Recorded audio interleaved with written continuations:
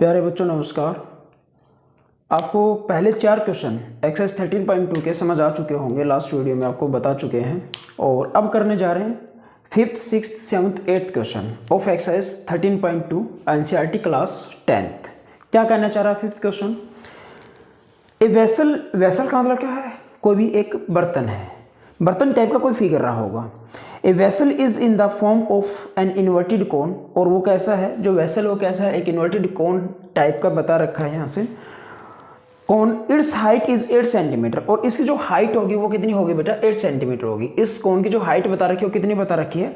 8 centimetre. And the radius of its top, और जो radius रहेगी वो टॉप पर रहेगी, विच इज ओपन जो कि ऊपर से खुला हुआ होगा, इज 5 सेंटीमीटर। और वो जो रेडियस रहेगी वो कितनी रहेगी? 5 सेंटीमीटर रहेगी। तो यहाँ पर इसकी जो रेडियस रहेगी कोन की वो कितनी होगी? 5 सेंटीमीटर होगी।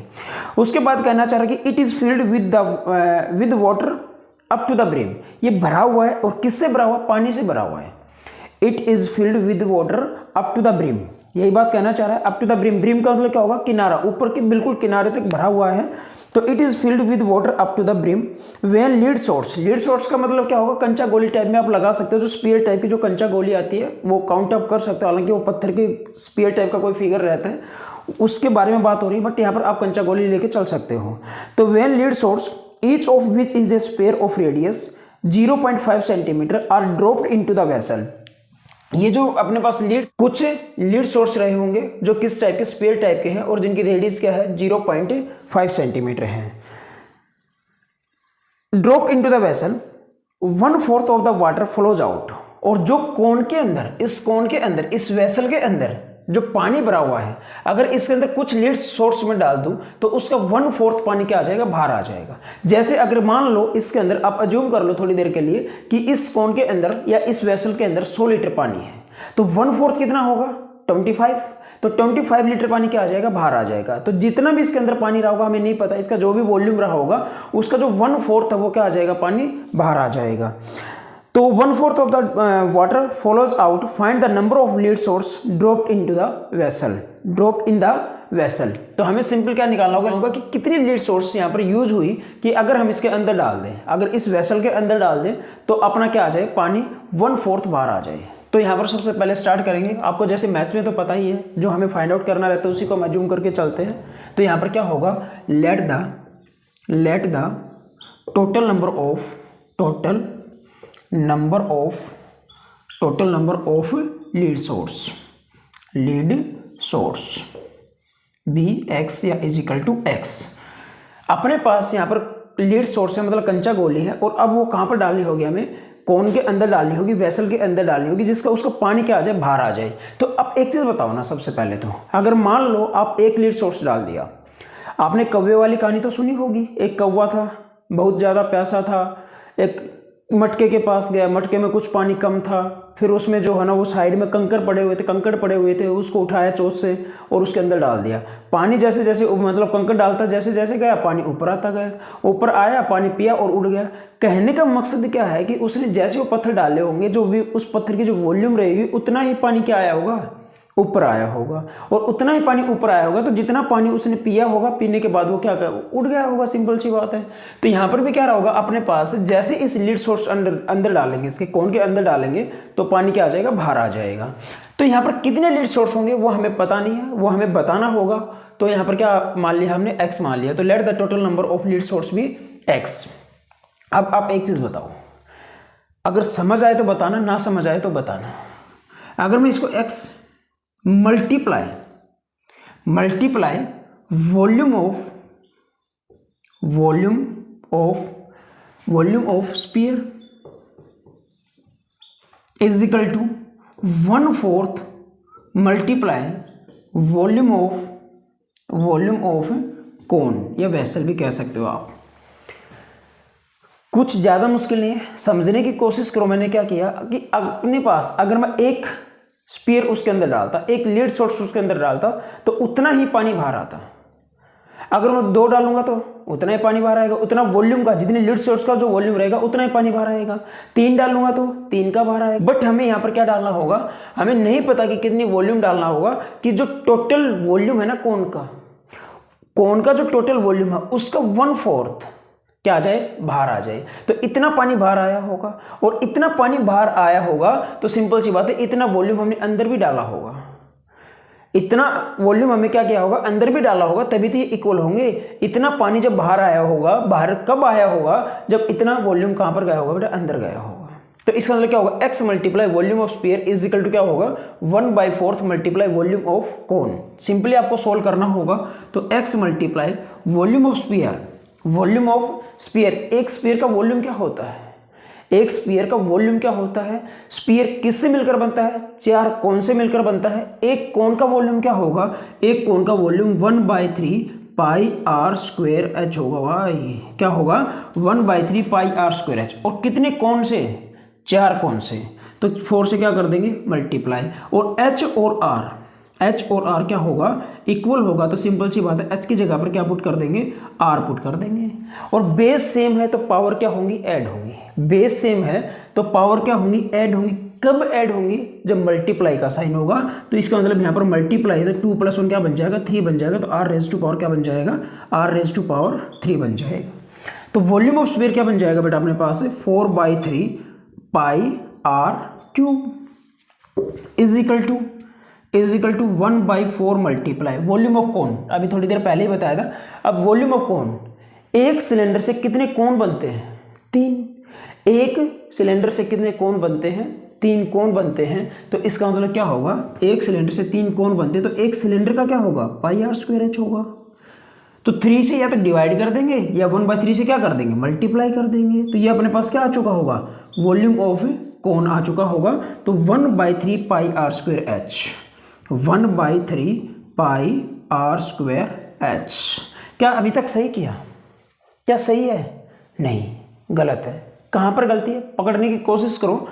R1 और ये क्या होगा R2, क्योंकि ये अपने पास क्या है, R1 with the radius of sphere and R2 with the radius of कोन। क्योंकि दोनों के दोनों जो रेडियस है ना, ये R और ये R इक्वल नहीं है भाई, ये R और ये R क्या है, दोनों के दोनों अलग अलग है। तो इसका मतलब अब हमें क्या करना होगा, यहाँ पर डिफाइन करना होगा, अलग से बताना होगा यहाँ पर R1 with the radius of the. अगर मैं इसकी बातें करना चाहूँ तो आप इसको R1 कह दो और इसको क्या कह दो, R2 कह दो। तो यहाँ पर आपको अलग से बताना होगा, let R1 be the radius of sphere and R2 be the radius, R2 be the radius of cone. R2 हम क्या मान चुके हैं, यहाँ पर रेडियस मान चुके, किसकी रेडियस मान चुके, कोन की रेडियस मान चुके। सिंपली अब आपको वैल्यू पुट करनी होगी, सिंपली क्या करना होगा, आपको वैल्यू पुट करनी होगी। और जैसे ही वैल्यू पुट करोगे तो एक चीज बताओ ना, पाई मल्टीप्लाई में इक्वल टू के उधर जाकर कहां पर जाएगा, डिवाइड में। पाई अगर मल्टीप्लाई में है तो उधर जाकर क्या कहां पर जाएगा, डिवाइड में जाएगा। तो सिंपल सी बात है, पाई से पाई क्या होगा, कैंसिल आउट होगा। पाई से पाई क्या हुआ बेटा, कैंसिल आउट हुआ। सिंपली अगर सोल्व करना चाहूँ, सिंपली अगर मैं इसको सोल्व करना चाहूँ तो यहाँ पर अपने पास क्या आ जाएगा, x तो x एज इट इज रहेगा, multiply 4/3 and what is the value of R1 with the radius of sphere. और स्फीयर की रेडियस क्या है, 0.5। स्फीयर की रेडियस क्या है, 0.5। और 0 पॉइंट, जैसे ही पॉइंट को हटाएंगे तो सिंपल सी बात है, क्या लिख देंगे, 5/10। क्या लिख देंगे बेटा, 5/10। और 5/10 को क्या लिखेंगे, 5 1 जा 5, 5 2 जा 10, तो 1/2। तो 0.5 का मतलब क्या होगा अपने पास, 1/2। और 1/2 एक बार होगा, 2 बार होगा, 3 बार होगा। बेस को उतने टाइम्स लिखेंगे जितने टाइम्स पावर है, बेस को उतने टाइम्स लिखेंगे जितने टाइम्स क्या पावर है। R1 क्या, 1/2। और कितनी बार लिखेंगे, 3 बार, क्योंकि पावर कितनी, 3 है। तो मल्टीप्लाई में 1/2 मल्टीप्लाई 1/2 इज इक्वल टू 1/1 1 जा 1, 4 3 जा 12, 4 3 जा 12 and R2 with the radius of cone, R2 with the radius of कोन। और R2 कितना है अपने पास, 5। रेडियस किसकी रेडियस, कोन की रेडियस क्या है, 5 है। तो कितने टाइम्स लिखेंगे, 2 टाइम्स। बेस को उतने टाइम्स लिखेंगे जितने टाइम्स पावर है। तो सिंपल सी बात है, R2 मीन्स 5 को कितने टाइम्स लिखेंगे, 2 times. And H is what, H is the height of the cone, that is 8 centimetre. तो यहाँ पर अपने पास क्या आ जाएगा, 8 सेंटीमीटर आ जाएगा। सिंपली अगर आप इसको कैंसिल आउट करना चाहो तो क्या आएगा अपने पास, यहाँ पर 2 2 जा 4, 4 से 4 क्या हुआ बेटा, कैंसिल आउट। 4 2 जा 8, 4 3 जा 12, हाँ या ना। अगर इसको उसके बाद सोल्व करना चाहे तो यहाँ पर अपने पास क्या होगा, अपने पास होगा x रहेगा, उसके बाद 3 2 जा 6, 3 2 जा 6 कहाँ पर है, डिवाइड में, कहाँ जाएगा, मल्टीप्लाई में, क्योंकि बीच में किसका साइन है, इक्वल टू का साइन है। 3 2 जा 6 कहाँ पर है, डिवाइड में है, इक्वल टू का साइन है, तो उधर जाकर कहाँ पर जाएगा, मल्टीप्लाई में, तो इज इक्वल टू 6 मल्टीप्लाई में 5 मल्टीप्लाई 5 मल्टीप्लाई 2, 5 मल्टीप्लाई 5 मल्टीप्लाई 2, और अपॉन में क्या अपने पास 3 है। सिंपल, आपको इसको सोल्व करोगे तो 3 2 जा 6, तो इसका मतलब यहाँ पर अपने पास x इज इक्वल टू कितना आ चुका होगा, 5 2 जा 10, 10 5 जा 50, 52 जा 100, 52 जा 100। तो अपने पास टोटल जो लीड सोर्स है वो कितने आ चुके, 100 आ चुके। अगर ये लीड सोर्स, अगर इसके अंदर ये जो स्पेयर टाइप के जो लीड सोर्स है इसके अंदर 100 लीड सोर्स डाले होंगे, 100 कंचा गोली डाली होंगी, तो सिंपल सी बात है, इसका 1/4, इसका किसका 1/4 वॉल्यूम ऑफ द कोन, तो इसका 1/4 पानी क्या आ चुका होगा, बाहर आ चुका होगा। 1/4 पानी क्या आ चुका होगा बेटा, बाहर आ चुका होगा। तो there are only 100 lead source which are dropped into the vessel. Question में अगर किसी बच्चे को डाउट है तो बताओ बेटा, अदरवाइज करते हैं नेक्स्ट क्वेश्चन, करते हैं next question, that is 6। A solid iron pole, एक सॉलिड आयरन पोल है, ये यहाँ पर बना चुके फिगर बेटा। A solid iron pole consist of, consist का मतलब होता है बना हुआ होना, किसी चीज़ से बना हुआ होना। आपने कई बार देखा होगा, जब भी आपने एग्जाम दिए होंगे तो your question paper consist of 3 part, A B C या 3 सेक्शन। तो इसका मतलब क्या होगा, कंसिस्ट, आपका जो क्वेश्चन पेपर वो 3 पार्ट से बना हुआ है, सेक्शन से बना हुआ है। या आपने कभी ना कभी आपने पहले भी सुना होगा, देखा होगा, कहीं ना कहीं आपने यूज भी किया होगा SST में। तो our earth consist of 3 layers, हमारी जो अर्थ है, जो धरती है, वो 3 लेयर से बनी हुई है, मेंटल, क्रस्ट और कोर। तो यहाँ पर क्या कहना चाह रहा है, कंसिस्ट ऑफ का मतलब क्या है, बना हुआ होना। तो ए सॉलिड आयरन पोल, एक सॉलिड आयरन पोल है, कंसिस्ट ऑफ, वो बना हुआ किसी ना किसी 2 पार्ट से मिलकर बना होगा, किसी ना किसी 2 चीजों से मिलकर बना होगा, इस चीज का ध्यान रखोगे। A solid iron pole consist of a cylinder, एक तो सिलेंडर से बना हुआ है और उसकी हाइट कितनी है, 220 सेंटीमीटर। एक सिलेंडर है और सिलेंडर की जो हाइट है वो कितनी है, 220 centimetre, and base diameter is equal to 24 centimetre. तो यहाँ पर क्या कहना चाह रहा है, जो डायमीटर वो कितना है, 24 सेंटीमीटर। तो सिंपल सी बात है, कई दफा आपको पहले भी बता चुके। तो d is equal to, d means diameter, diameter कितना है 24 है, तो रेडियस कितना हो जाएगा, हाफ हो जाएगा। तो dividing by 2 on both sides, जैसे हम 2 से डिवाइड करेंगे तो यहाँ पर कितना आ जाएगा, 24/2 सेंटीमीटर। 2 12 जा 24, तो d/2 इज इक्वल टू कितना आ चुका अपने पास 12, और d/2 is r, half of the diameter is equal to radius. तो यहाँ पर कितना आ जाएगा अपने पास, रेडियस इज इक्वल टू कितना आ जाएगा, 12 centimetre. Radius is equal to कितना आ जाएगा, 12 सेंटीमीटर। तो जो रेडियस रहेगी अपने पास, सिलेंडर की जो रेडियस रहेगी वो क्या रहेगी बेटा, 12 सेंटीमीटर रहेगी। उसके बाद क्या कहना चाह रहा है, which is surmounted by another cylinder, एक दूसरा, इसी सिलेंडर के ऊपर कोई दूसरा सिलेंडर बना हुआ है। तो which is surmounted by another cylinder of height 60 centimetre, और एक दूसरा सिलेंडर है और दूसरा सिलेंडर इसके ऊपर बना हुआ है, जिसकी जो हाइट है वो कितनी बता रखी है, 60 सेंटीमीटर बता रखी है। तो यहाँ अब साइड वाली फिगर को भी देख सकते हो, बिल्कुल सेम फिगर है। तो 60 centimetre and radius 8 centimetre, radius कितनी बता रखी है, 8 सेंटीमीटर। तो यहाँ पर जो रेडियस होगी वो भी कितनी होगी, छोटे वाले जो सिलेंडर जो ऊपर बना हुआ उसकी जो रेडियस है वो कितनी है, 8 सेंटीमीटर है। And find the mass of the pole, अब की बार हमें इसका आयरन पोल का, जो ये लोहे का जो पोल है, इसका हमें क्या बताना होगा, मास बताना होगा। तो find the mass of the pole given that 1 centimetre cube of iron has approximately 8 gram mass. तो यहाँ पर ये कहना चाह रहा है कि अपने पास 1 सेंटीमीटर क्यूब की जो वैल्यू रहेगी, 8 ग्राम क्या रहेगी, मास रहेगी। 8 ग्राम क्या होगी, मास होगी। इस चीज़ को हमें लास्ट में क्या करना होगा, यूज़ करना होगा। वॉल्यूम निकालने के लिए तो हमें क्या करना होगा, सबसे पहले सेंटीमीटर क्यूब में तो निकालना ही होगा। वॉल्यूम निकालने के लिए हम कहाँ तक जाएंगे, यूनिट क्यूब तक तो जाएंगे ही जाएंगे। तो क्या कहना चाह रहा है, ये जो अपने पास आयरन पोल है, जो लोहे का पोल है, इसका सबसे पहले में क्या निकालना होगा, इसका मैं सबसे पहले वॉल्यूम निकालना होगा। तो वॉल्यूम क्या कहना चाह रहे हैं यहाँ पर,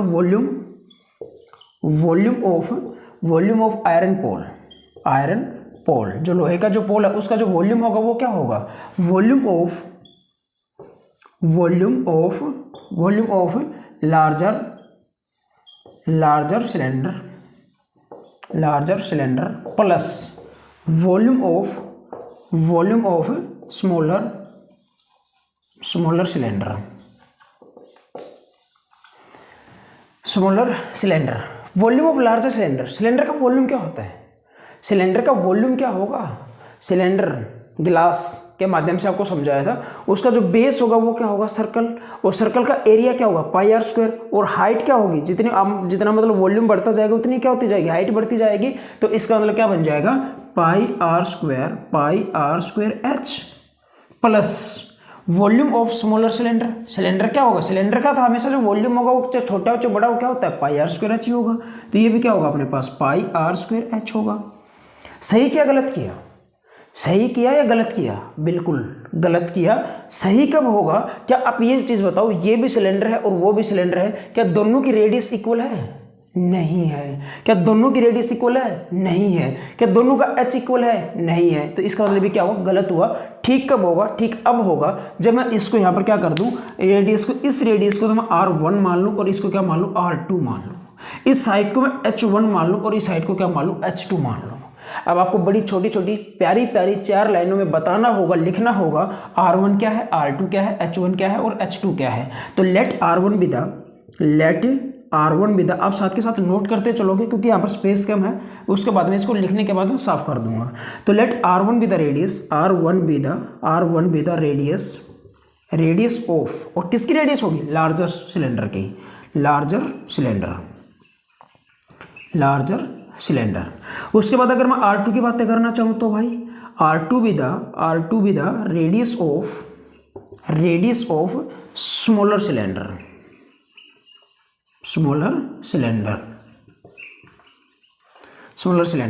और H1 and H1 be the height of the larger cylinder, H1 be the height of larger cylinder. और उसके साथ H2 भी तो बताना होगा आपको। H2 भी क्या है भाई? H2 भी तो हाइट है, और किसकी हाइट है? H2 भी the height of smaller cylinder. ये प्यारी प्यारी 4 छोटी छोटी लाइनें आपको लिखनी होगी, आपको बताना होगा। आप ये अज्यूम नहीं कर सकते कि ये तो एग्जामिनर को पता है। एग्जामिनर को सब कुछ पता है, वो आपके दिमाग को चेक करना चाह रहा कि आपने एक साल में कितना पढ़ा। आपको वो लास्ट में जब सर्टिफिकेट देगा, 10th की जब आपके पास सर्टिफिकेट आएगी, तो वहाँ पर आपकी मेहनत डिफाइन हो रही है कि आपने लास्ट ईयर कितनी मेहनत की है। तो वो सब चीज़ें आपको कब डिफाइन होगी? जब आपको एक एक स्टेप लिखना होगा क्वेश्चन का। तो ये सब चीज़ें आप ऐसे लिख के बताओगे कि जो R1 है, R2 है, H1 है, H2 है, वो सब कुछ बताओगे। हाँ, रटने की जरूरत नहीं है। अगर कोई बच्चा इसको वॉल्यूम ऑफ स्मॉलर सिलेंडर को पहले लिखता है और वॉल्यूम ऑफ लार्जर सिलेंडर को बाद में लिखता है, आंसर बिल्कुल सही रहेगा, आंसर गलत नहीं होगा। आप पीछे और यहाँ पर इसको पहले लिख दो, उसको बाद में लिख दो, कोई दिक्कत नहीं है। क्यों? क्योंकि आपको पता है कि कम्यूटेटिव प्रॉपर्टी यूज होगी। 2 + 3 = कितना होगा? 3 + 2।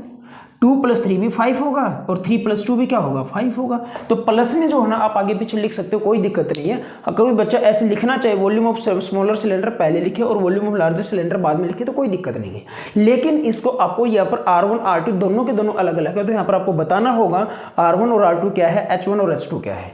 तो R1 with the radius of the larger cylinder, R2 with the radius of the smaller cylinder, H1 with the height of the larger cylinder and H2 with the height of the smaller cylinder. ये सब चीजें आपको बताना होगा। आप इसको video को pause करके ये चीजें नोट डाउन कर सकते हो। अब करते हैं क्वेश्चन। उसके बाद तो क्वेश्चन में कुछ भी नहीं है, सिंपली आपको वैल्यू पुट करना होगा। वैल्यू पुट करने के बाद आपको क्या करना होगा? सोल्व करना होगा। कर दो वैल्यू पुट। पाई टेकिंग कॉमन पाई, सिंपल सी बात, हम यहाँ से क्या ले सकते हैं? पाई को कॉमन ले सकते हैं, तो पाई को कॉमन ले लो, तो पाई कॉमन आ जाएगा।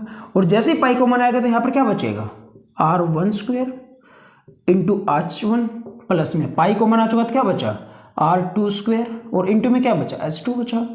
पाई की वैल्यू यहाँ पर गिवन है 3.14 और अपॉन में क्या कर देंगे? 100। अगर मैं पॉइंट को यहाँ पर साथ में हटा चुका, आपकी जो पाई की वैल्यू है, पाई = कितना है? 3.14 है बेटा। तो सिंपल सी बात है, जैसे ही पॉइंट को हटाएंगे, पॉइंट के बाद कितनी डिजिट है? 2 डिजिट है, तो 2 ही 0 आएंगे साथ में। तो इसका मतलब यहाँ पर पाई की वैल्यू क्या होगी? 314 अपॉन में कितना बन जाएगा? 100 बन जाएगा। इस चीज का आप ध्यान रखोगे तो यहाँ पर क्या होगा? पाई की वैल्यू मैंने डायरेक्टली 3 पॉइंट को हटाकर क्या कर दिया? नीचे 100 कर दिया। And R1 with the radius of the larger cylinder, larger cylinder की जो रेडियस रहेगी वो क्या रहेगी? 12।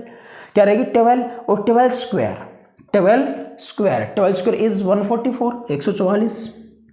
Multiply H1 with the height of the larger cylinder, H1 with the height of the larger cylinder, और जो H1 के मतलब लार्जर सिलेंडर की जो H1 की वैल्यू हो कितनी आ गई अपने पास 220, कितना आ चुका है यहाँ पर 220 आ चुका, प्लस में R2 with the radius of the smaller cylinder, R2 जो रहेगा वो क्या रहेगा, रेडियस रहेगी, किसकी रेडियस रहेगी, स्मॉलर सिलेंडर की रेडियस रहेगी, दैट इज 8 और 8 स्क्वायर इज 64, क्योंकि यहाँ पर R2 का स्क्वायर है मतलब 8 का स्क्वायर होगा, और 8 का square of 8 is 64 multiply H2 क्या लिखा था थोड़ी देर पहले, H2 लिखा था H2 with the height of the smaller cylinder, और जो हाइट होगी स्मॉलर सिलेंडर की वो क्या होगी अपने पास से 60 सेंटीमीटर होगी, तो यहाँ पर अपने पास कितना आ जाएगा 60 आ जाएगा।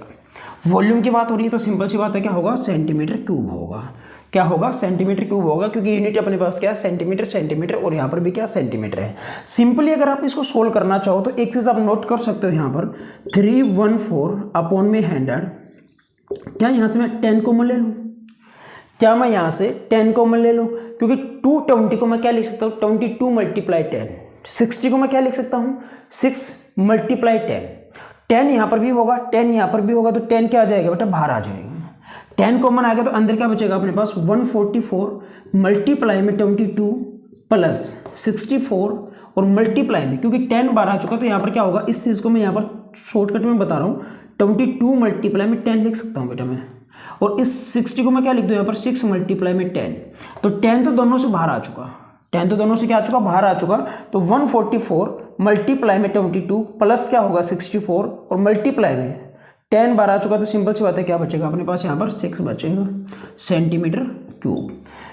सिंपली सोल्व करना होगा, 0 से 0 तो कैंसिल आउट हो चुकी है, तो अपने पास यहाँ पर क्या होगा 314 अपॉन में क्या होगा 10, उसको सोल्व करना चाहूँ तो 22 4 जा 88 8 कैरी किया, 22 4 जा 88 प्लस 8 96 9 कैरी किया, 22 1 जा 22 प्लस 9 इज 31, तो यहाँ पर अपने पास कितना आ चुका 31 प्लस 6 4 जा 24 2 कैरी किया, 6 6 जा 36 प्लस 2 38, तो यहाँ पर अपने पास क्या बन चुका सेंटीमीटर क्यूब बन चुका। यहाँ पर स्पेस कम है, इसको आगे सोल्व करना चाहूँ, यहाँ तक आप नोट डाउन करो, वीडियो को पॉज करो, और मैं यहाँ पर ऊपर से सोल्व करना चाहूँगा इसको, क्योंकि यहाँ पर अपने पास क्या रहेगा स्पेस कम रहेगा, तो अच्छी तरह से आपको हो सकता है कि समझ ना आए, तो यहाँ पर आप कर सकते हो इसको नोट डाउन करके। इसी क्वेश्चन को मैं सोल्व करना चाहूँ तो यहाँ पर क्या होगा अपने पास, इसको सोल्व करना चाहें तो यहाँ पर अपने पास कितना होगा 314 अपॉन कितना बन जाएगा 10 मल्टीप्लाई अगर 8 + 4 12, 8 + 4 12, 1 कैरी किया, 8 + 6 14, 14 + 1 15, फिर 1 कैरी किया, 3 + 1 4, 4 + 1 5, तो यहाँ पर कितना आ चुका 5, और सिंपल सी बात है यहाँ पर क्या होगा 3 सेंटीमीटर क्यूब, क्या आ चुका होगा बेटा सेंटीमीटर क्यूब। इसको सिंपली आप सोल्व करना चाहें तो इन दोनों के आप मल्टीप्लाई करोगे तो क्या आ जाएगा, इन दोनों को 314 की अगर आप मल्टीप्लाई करना चाहो तो क्या आ जाएगा अपने पास 1115328 अपॉन क्या आ जाएगा 10 सेंटीमीटर क्यूब। और इसी सेंटीमीटर क्यूब को मैं क्या लिखना चाहूँ यहाँ पर, अगर इस सेंटीमीटर क्यूब को अगर मैं ऐसे लिख दूँ तो कोई आपको दुख तकलीफ दर्द है कुछ नहीं, क्योंकि यहाँ पर क्या था सेंटीमीटर, क्या था सेंटीमीटर क्यूब था, तो सिंपल सी बात मैंने क्या कर दिया 1 सेंटीमीटर क्यूब कर दिया, क्योंकि 1 के साथ मल्टीप्लाई करूंगा तो सेम ही तो आएगा। तो यहाँ पर क्या होगा अपने पास, ये कहना चाह रहा कि ये क्यों किया, रीजन अब आपको समझ आ चुका होगा, क्यों किया रीजन अब आपको समझ आ चुका होगा, क्योंकि 1 सेंटीमीटर क्यूब की जो वैल्यू बता रखी है वो कितनी बता रखी है 8 ग्राम मास। तो 1 सेंटीमीटर क्यूब की जगह बेटा मैं यहाँ पर क्या लिख दूँ 1 सेंटीमीटर क्यूब की जगह क्या लिख दिया जाए यहाँ पर 8 ग्राम मास, या आप सिंपली अब जो है ना 8 ग्राम लिखो अभी, तो बाद में तो लास्ट में तो आंसर आ ही जाएगा 8 ग्राम। और एक चीज़ यहाँ पर अगर आप आंसर को चेक करना चाहो ना, आंसर को चेक करना चाहो तो केजी में बता रखा है, किसमें बता रखा है किलोग्राम में बता रखा है, तो सिंपली आप इसको केजी में भी कर सकते हो, मतलब कन्वर्ट कर सकते हो। 1 किलोग्राम में कितने ग्राम होते हैं 1000 ग्राम, कितने ग्राम होंगे 1000 ग्राम। और इसी चीज़ को जो मैं थोड़ी देर पहले बता रहा था यहाँ पर 1 kg इज इक्वल टू में अगर मैं इसको ऐसे लिख दूँ तो आपको कोई दुख तकलीफ दर्द मेरे हिसाब से तो नहीं होनी चाहिए। 1 kg इज इक्वल टू क्या होगा 1000, तो सिंपल सी बात है यहाँ पर 10,000 नहीं आएगा बेटा, यहाँ पर क्या आएगा 1000 आएगा। मल्टीप्लाई में कितना होगा 1 ग्राम होगा। और एक चीज़ बता दो ना, ये 1000 कहाँ पर आ जाएगा नीचे, तो 1 अपॉन में 1000 और केजी इज इक्वल टू कितना होगा 1 ग्राम होगा। अब मेरे हिसाब से किसी बच्चे को कोई कन्फ्यूजन नहीं रहना चाहिए, आपको पता चल चुका होगा 1 ग्राम के अंदर 1 ग्राम इज इक्वल टू क्या होगा 1/1000 kg होगा। तो यहाँ पर बिल्कुल सेम कहानी है, 8 ग्राम है, अगर 8 ग्राम को मैं ऐसे लिख दूँ, 8 ग्राम को मैं ऐसे लिख दूँ, 8 ग्राम को ऐसे लिख दूँ, 8 × 1g, 1g, g मीन्स ग्राम, तो किसी को कोई दिक्कत नहीं होनी चाहिए। और 1 ग्राम की वैल्यू क्या है, 1 ग्राम की वैल्यू क्या है बेटा, ये मैं बार बार में मिटा के यहीं पर स्टेप बाय स्टेप सोल्व नहीं कर रहा, ये क्वेश्चन थोड़ा सा लेंथी है, पूरे बोर्ड पर आ नहीं पाएगा, इसलिए मैं आपको समझाना चाह रहा हूँ। आप साथ में नोटबुक लेके बैठ जाओ, पॉज करके वीडियो आप बार बार में अपना नोट डाउन करते जाओ और बार बार में चेक कर सकते हो। तो इसका मतलब क्या होगा, जैसे इन दोनों की मल्टीप्लाई मैंने डायरेक्ट कर दिया, तो आप एक बार मल्टीप्लाई करके देख लो, आप एक बार यही आ रही है नहीं आ रही। तो यहाँ पर क्या होगा अपने पास 1 ग्राम, और 1 ग्राम की कीमत क्या है 1/1000, और क्या होगा केजी होगा, क्या होगा केजी होगा।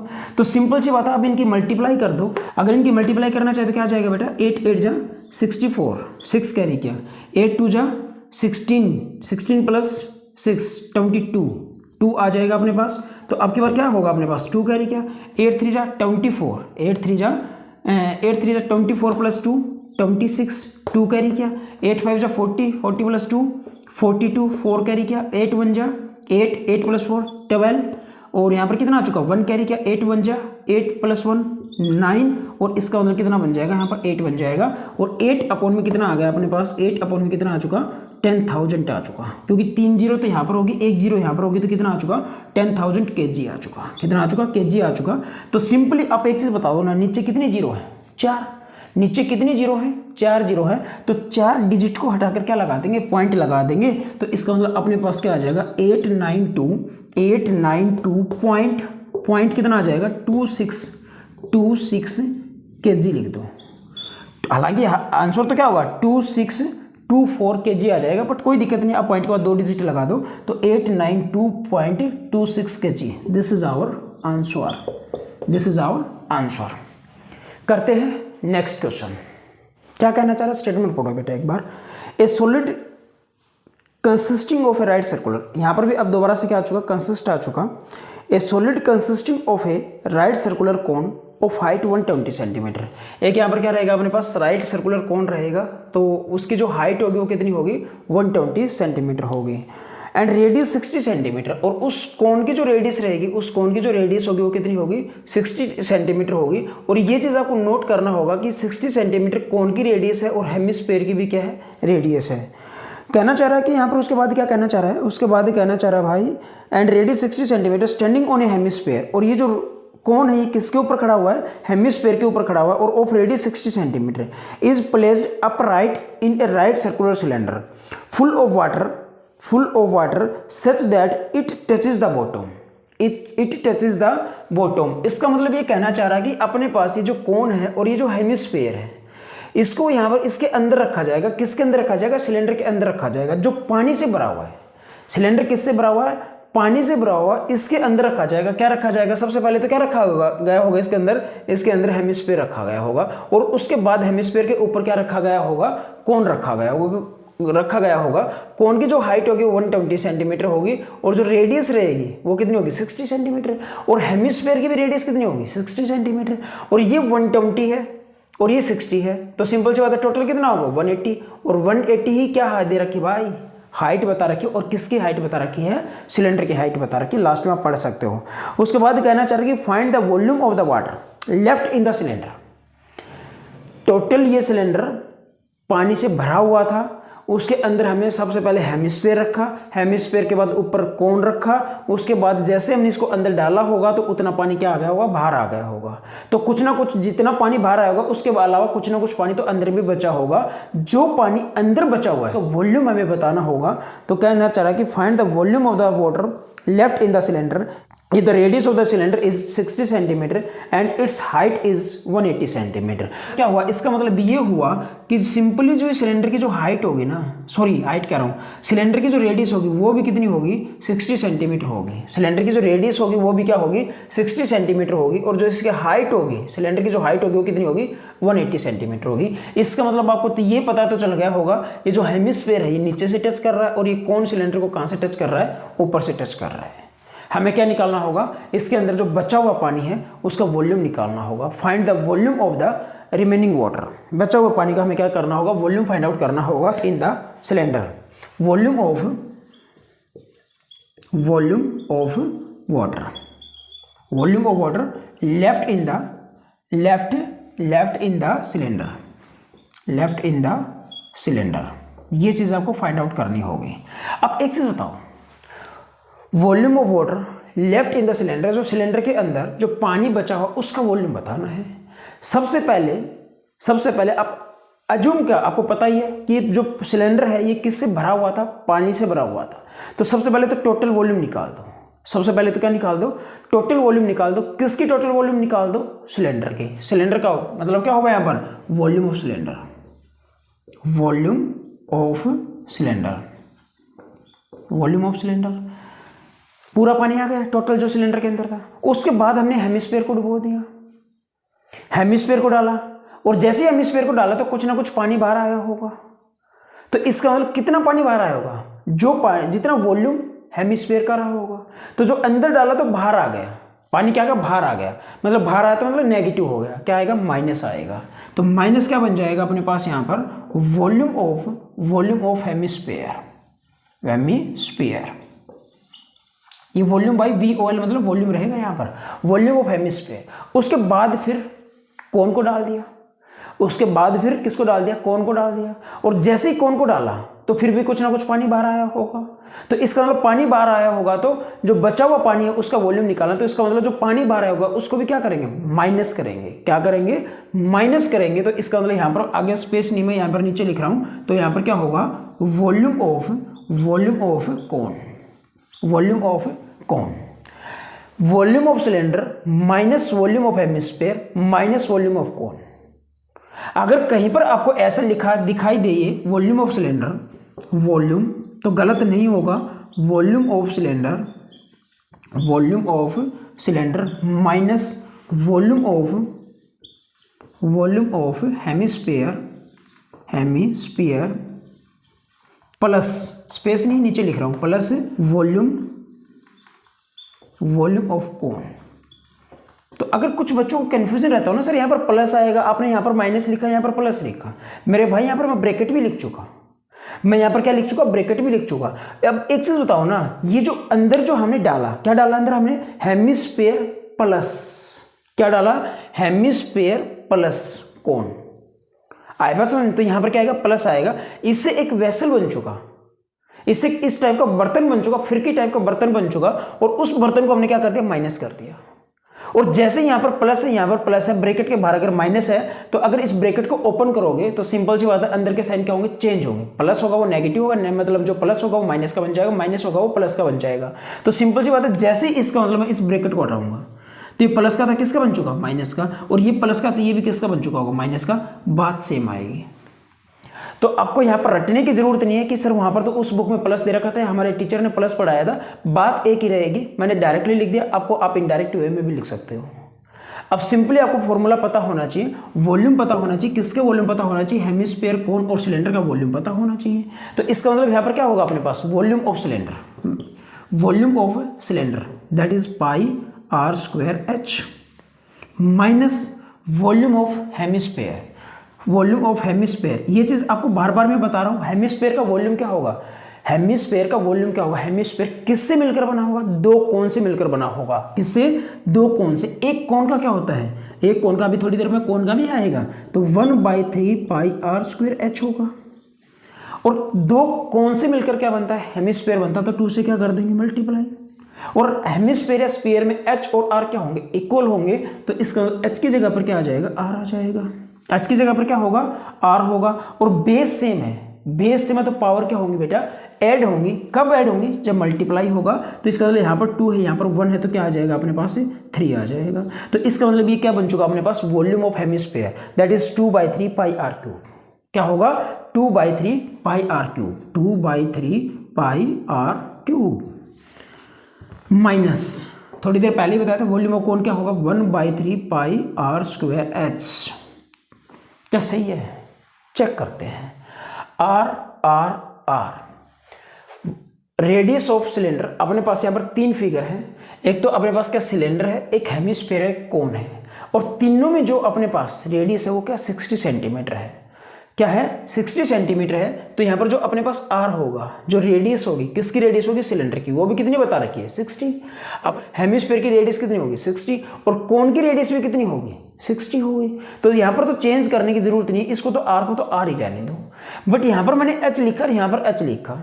ये जो एच है वो क्या हाइट है और किसकी हाइट है, सिलेंडर की हाइट है। ये जो एच है हाइट है और किसकी हाइट है, कोन की हाइट है। और दोनों हाइट सेम है, अलग अलग है। क्या है, अलग अलग है। तो इसका मतलब ये क्या होगा अपने पास H1 और ये क्या होगा H2। ये क्या होगा H1 और ये क्या होगा बेटा H2 होगा। तो यहां पर आपको बताना होगा let H1 be the height of H1 be the height of cylinder. तो यहां पर क्या आ जाएगा अपने पास, सिलेंडर की हाइट आ जाएगी।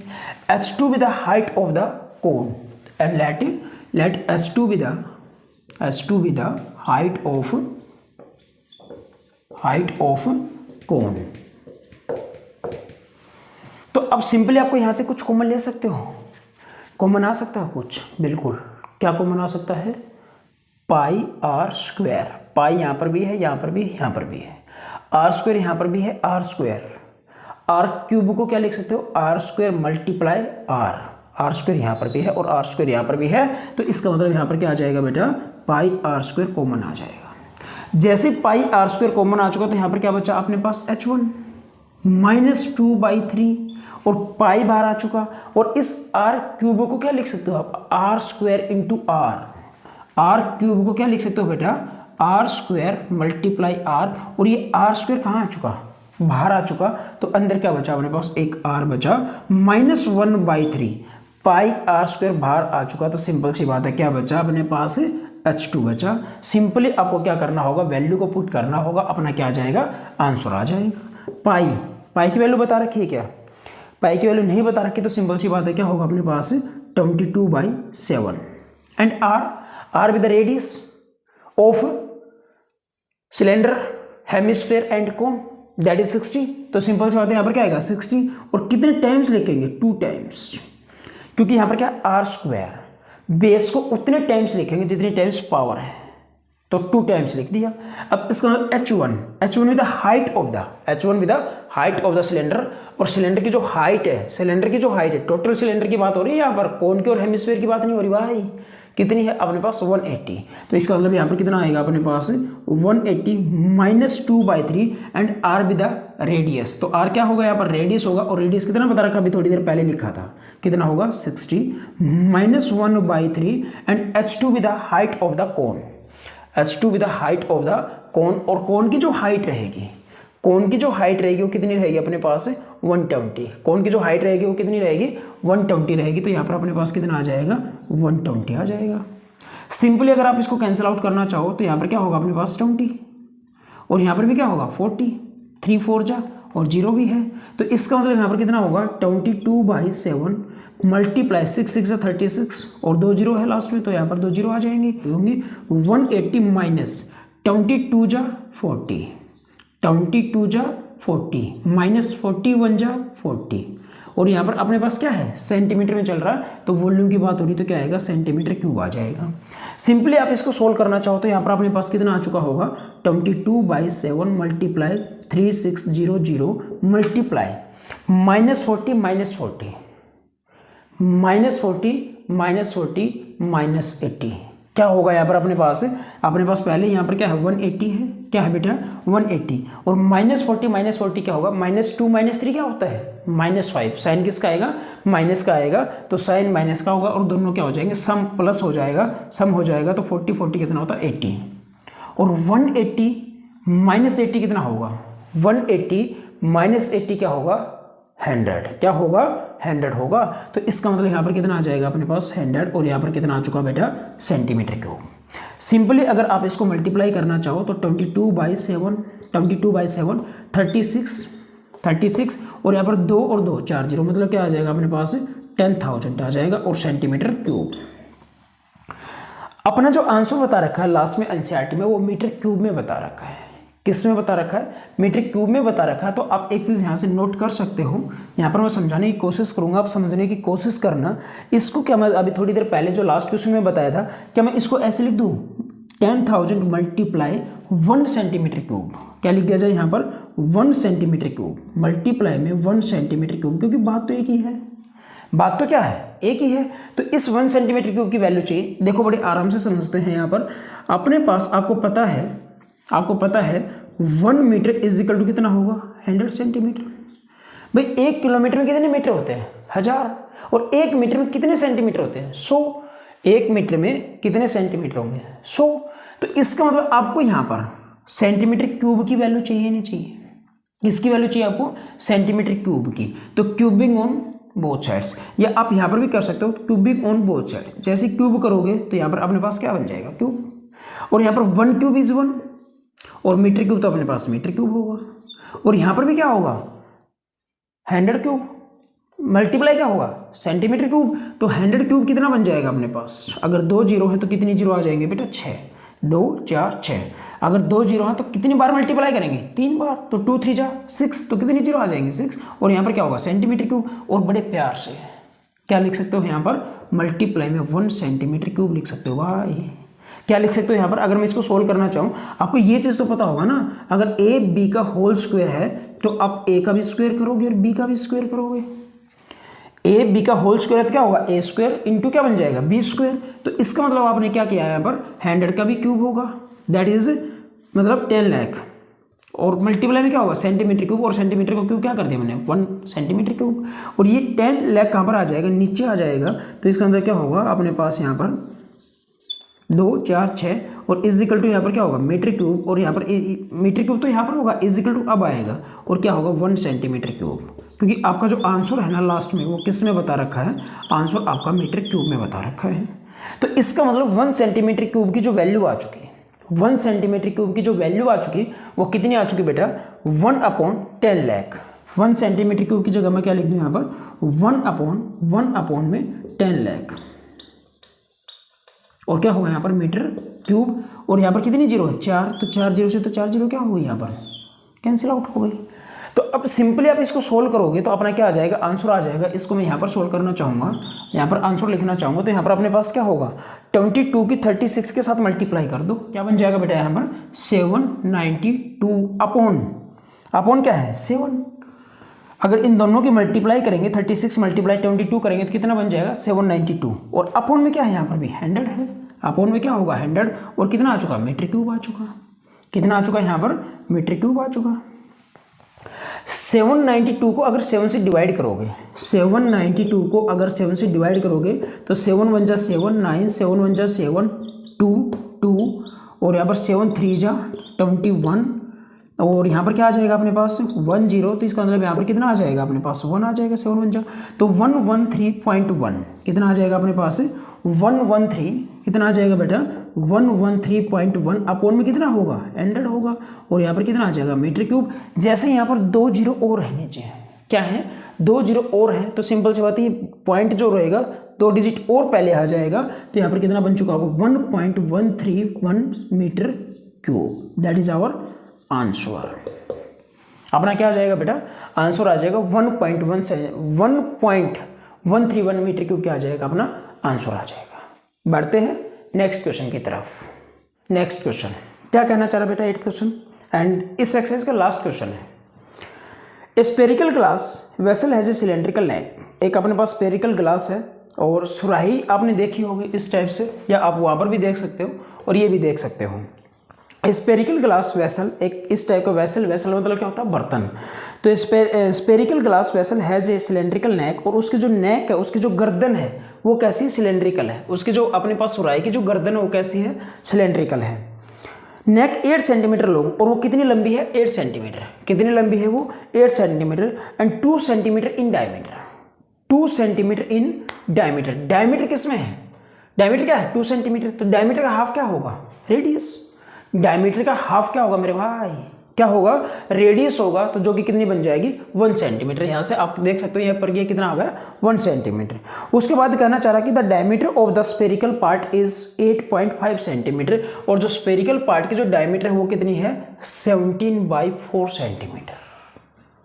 कंफ्यूजन नहीं समझ आया होगा, बिल्कुल समझाया जाएगा। वो कहना चाह रहा है कि यहाँ पर जो डायमीटर है ना वो कितनी है 8.5 सेंटीमीटर है। डायमीटर कितनी है 8.4 सेंटीमीटर। तो इसका मतलब डायमीटर का हाफ कितना होगा, डायमीटर का हाफ क्या होगा रेडियस, तो dividing by 2 on both sides. तो जैसे ही हम डिवाइडिंग बाय 2 करेंगे तो यहाँ पर 8.5/2 बन जाएगा।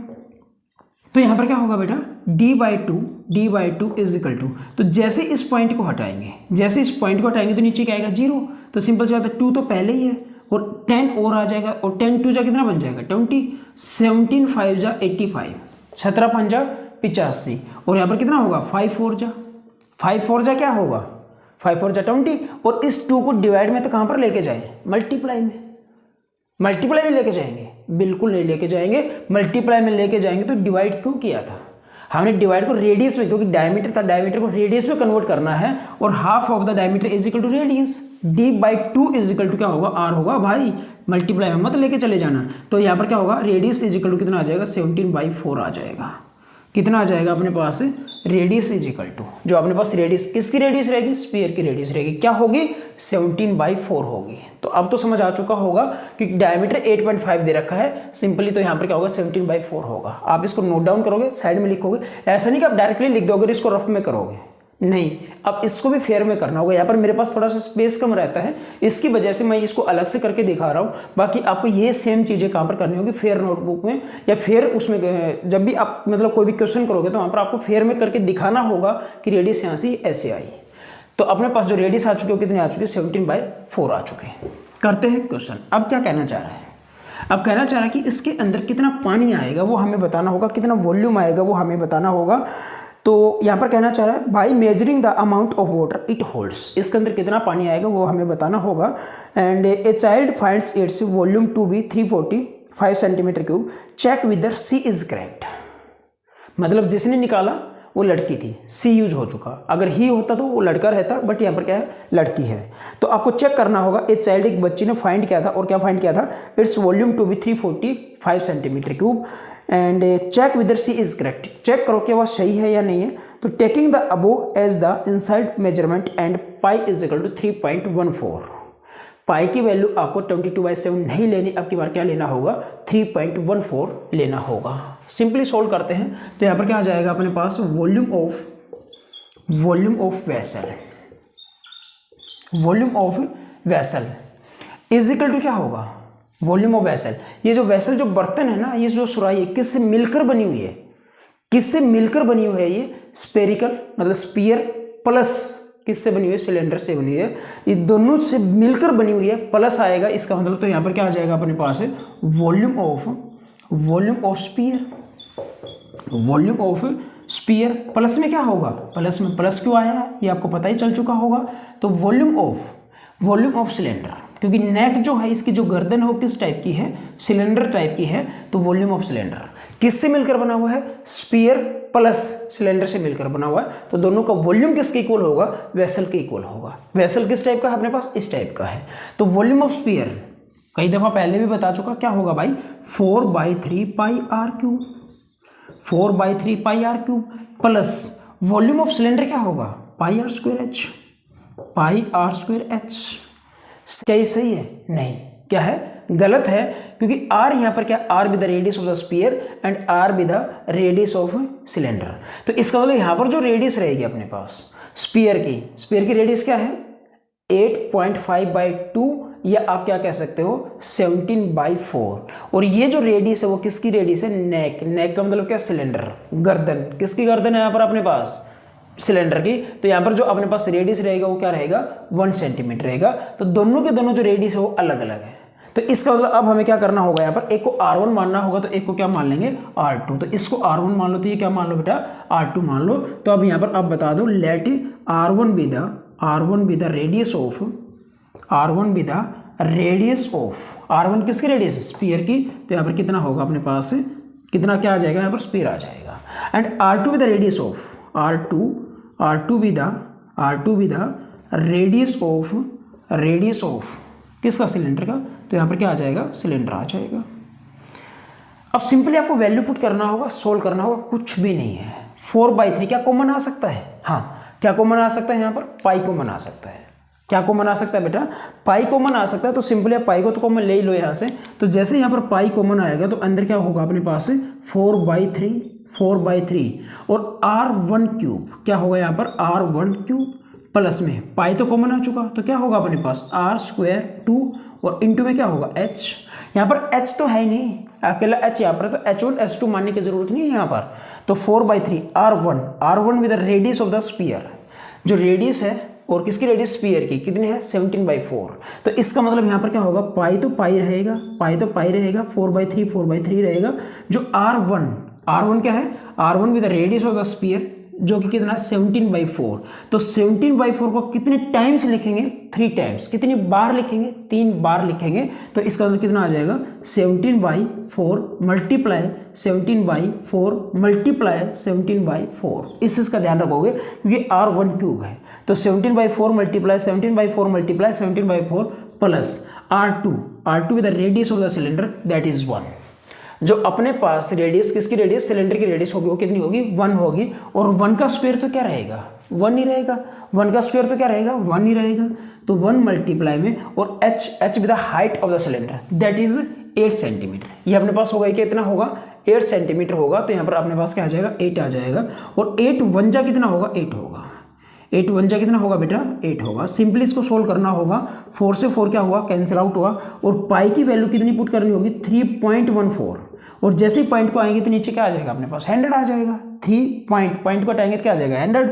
और यहाँ पर कितना आ जाएगा, 17 स्क्वायर कितना होता है, 17 स्क्वायर कितना होगा ये आपको पता होना चाहिए, 289। और 17³ कितना होगा, 17³ कितना होगा 4913। तो इसका मतलब यहाँ पर कितना आ जाएगा अपने पास 4913 अपॉन 4 4 जा 16, 16 3 जा 48 प्लस में क्या होगा 8 होगा। सिंपली अब इसको सोल्व करना होगा। तो यहाँ पर एक चीज़ आपने एक गलती कर रखी है। और क्या गलती कर रखी है, यहाँ पर भी अपने पास क्या आएगा, यूनिट क्यूब आएगा और यूनिट क्या सेंटीमीटर। तो यहाँ पर क्या आ जाएगा अपने पास सेंटीमीटर क्यूब और यहाँ पर भी क्या होगा सेंटीमीटर क्यूब होगा। सिंपली आप इसको सोल्व करना चाहो तो यहाँ पर क्या होगा बेटा अपने पास होगा, अगर मैं यहाँ पर एलसीएम लेके इसको सोल्व करना चाहूँ, एलसीएम लेके इसको सोल्व करना चाहूँ तो यहाँ पर क्या होगा अपने पास 314 अपॉन में क्या होगा 100। और एलसीएम ले लो, एलसीएम कितना आ चुका होगा अपने पास 48। एलसीएम कितना आ चुका होगा अपने पास 48। तो 48 एलसीएम आ चुका होगा 8/1। तो ये तो ऊपर वाला क्या रहेगा एज इट इज 4913 तो क्या रहेगा अपने पास एज इट इज रहेगा।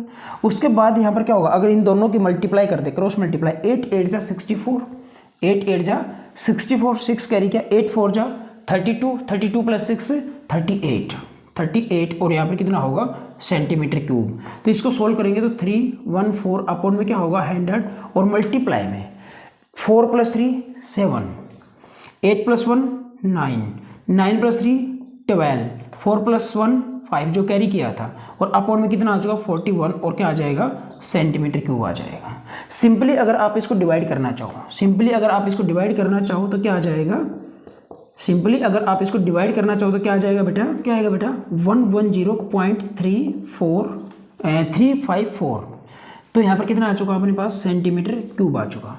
अगर इस पॉइंट को हटाओगे तो नीचे क्या आ जाएगा अपने पास 3 जीरो आ जाएंगे, क्योंकि पॉइंट के बाद कितनी डिजिट है 3 है। तो सिंपल सी बात क्या आ जाएगा अपने पास 3 जीरो आ जाएगा। अगर आप इसको मल्टीप्लाई करना चाहो तो कितना आ जाएगा 346 51 156 और अपॉन में क्या होगा अपने पास 3 जीरो यहाँ से 2 जीरो यहाँ से, तो 1 2 3 4 5 मतलब 1 लाख आ जाएगा और सेंटीमीटर क्यूब। तो इसका मतलब क्या आ जाएगा अपने पास 346.51 अप्रोक्सीमेटली भी कह सकते हो आप सेंटीमीटर क्यूब अपना क्या आ जाएगा आंसर आ जाएगा। 13.2 एक्सरसाइज अपनी कंप्लीट हो चुकी है। नेक्स्ट वीडियो में करवाएंगे 13.3 exercise. Okay bye, take care.